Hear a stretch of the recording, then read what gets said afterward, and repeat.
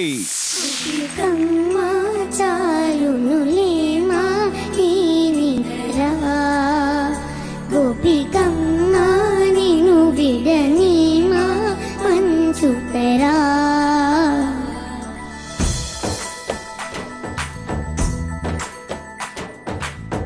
విరిసిన పూమాలగా వెన్ను నీరవాలగా తలపును లేపాలిగా కాలా